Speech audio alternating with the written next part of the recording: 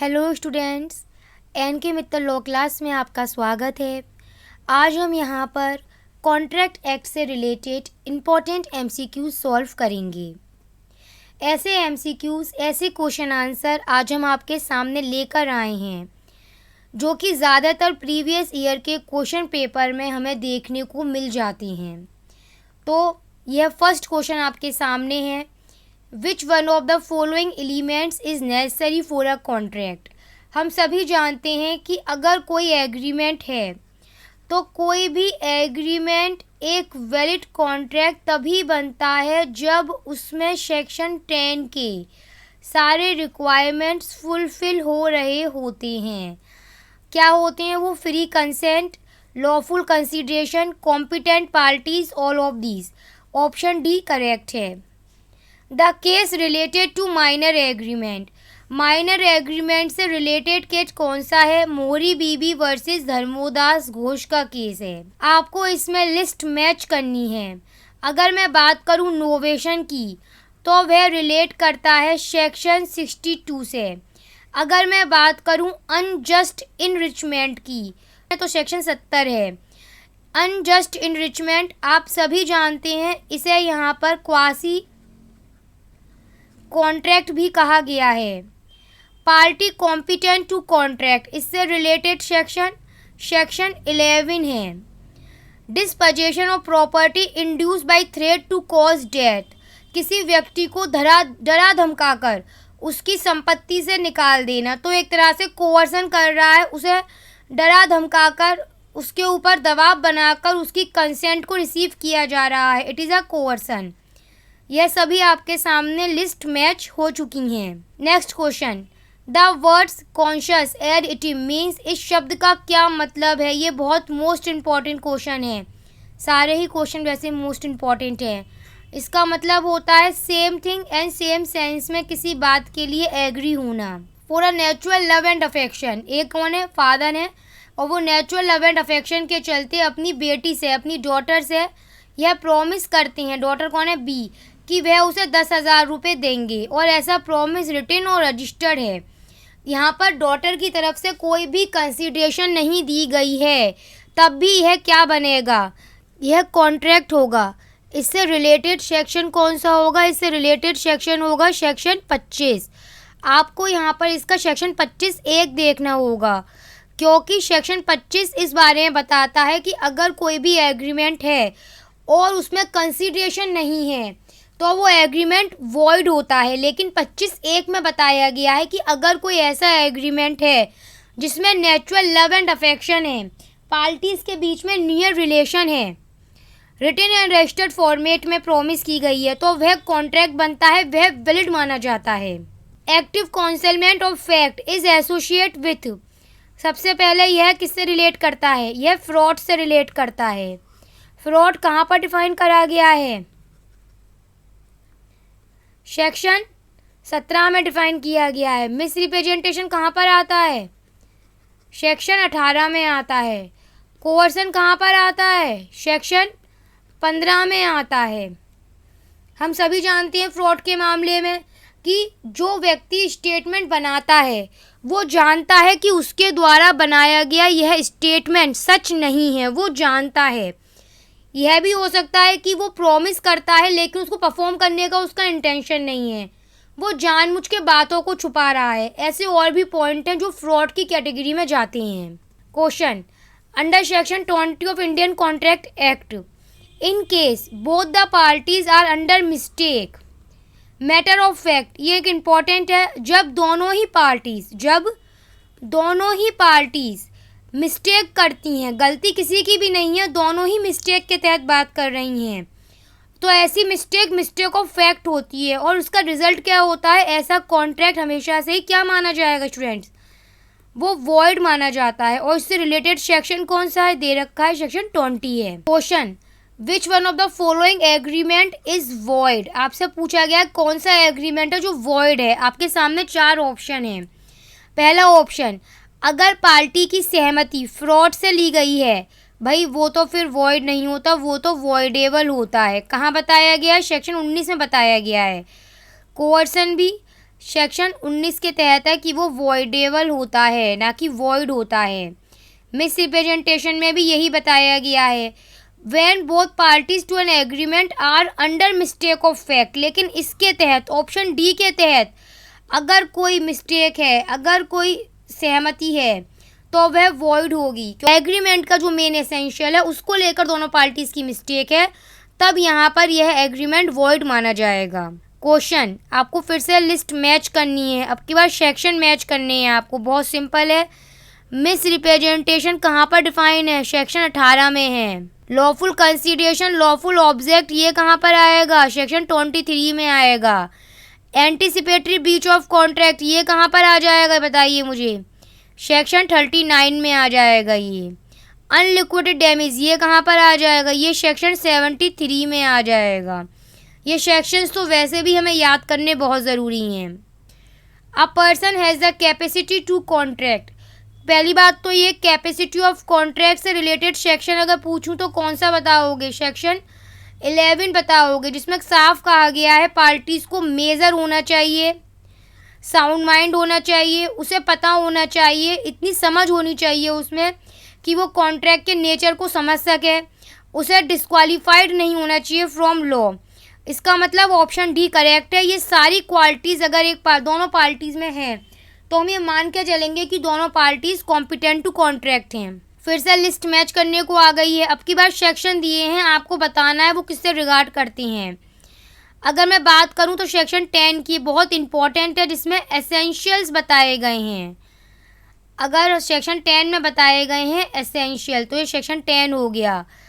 अगर मैं बात करूं सेक्शन 27 की, तो हाँ, इसमें बताया गया है section 27 agreement in restraint of trade, unlawful consideration and object, section 23 consequence of rescinding voidable contract, क्या बचा? सेक्शन 64 है इसका आंसर।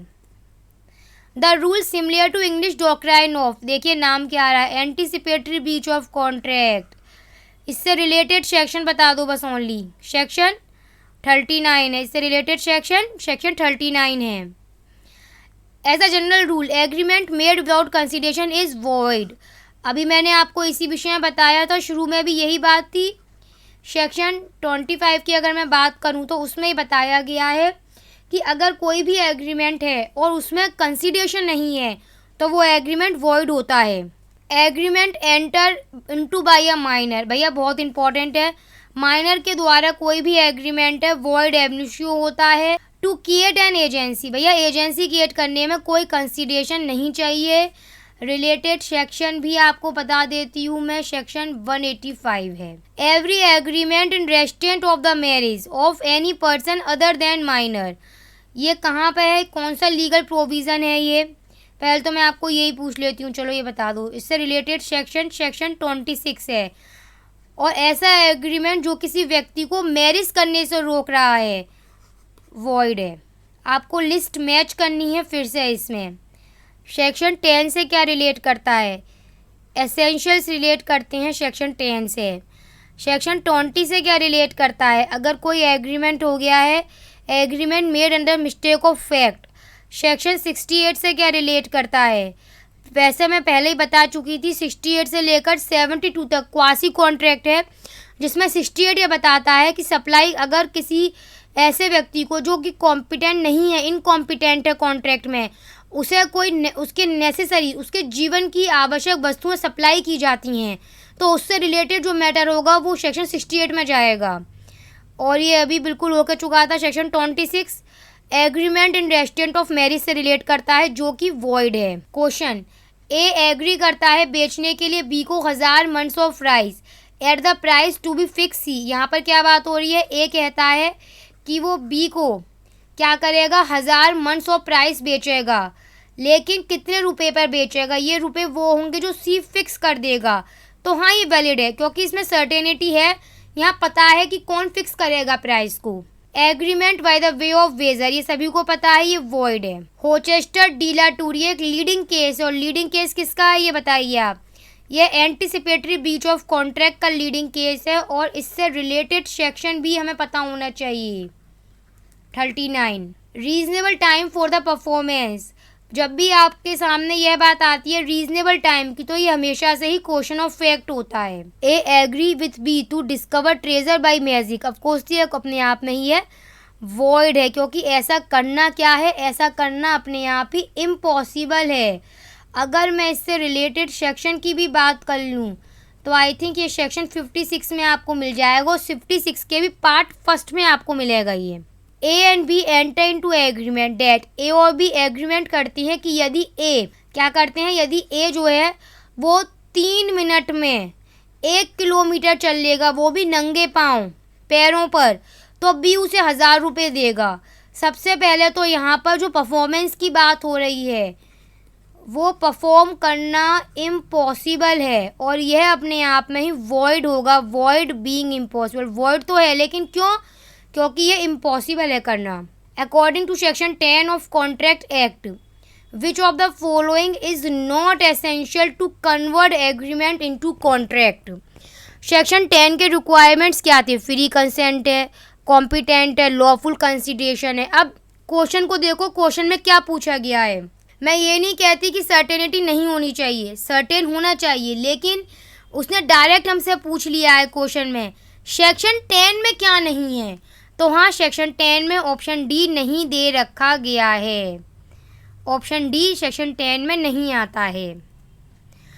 सत्यव्रत घोष वर्सेस मुंगेरी नाम का जो लीडिंग केस है वो किसका है, वो डॉक्ट्राइन ऑफ फ्रस्ट्रेशन से रिलेट करता है, जिसका सेक्शन 56 है।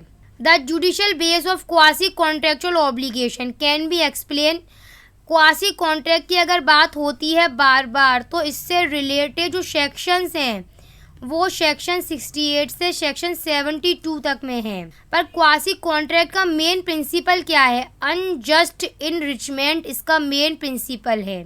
Match the list, list match करनी है। फिर से आपको स्टूडेंट्स बताइएगा इसमें क्वांटम मेरिट का क्या मतलब होता है। इसका मतलब ये होता है the compensation in portion to work done. Collateral transaction, collateral transaction का meaning transaction subsidiary to the main, ये हम सभी को पता है।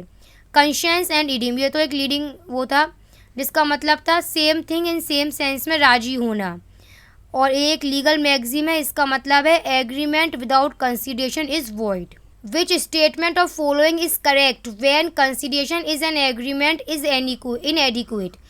हम सभी को पता है कि अगर कंसिडरेशन एग्रीमेंट में कंसिडरेशन अगर इनएडिक्वेट भी है तो इसको इतनी बात पर ध्यान नहीं दिया जाता, लेकिन कब ध्यान दिया जाता है। अब हमें ये क्वेश्चन अराइज होता है, सबसे पहले तो इससे रिलेटेड सेक्शन ही बता दो कौन सा है।